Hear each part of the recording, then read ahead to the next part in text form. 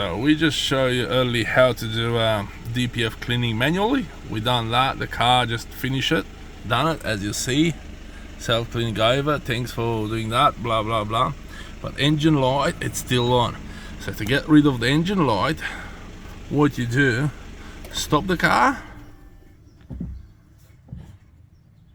start it, engine light is still there, stop it twice, start it, engine light should be still there. You have to do this 4 times. Then stop the car, start it. Remember, this is the 3rd time.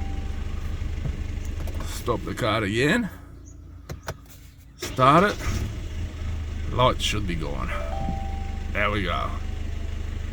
Boom, no more problems. Easy as.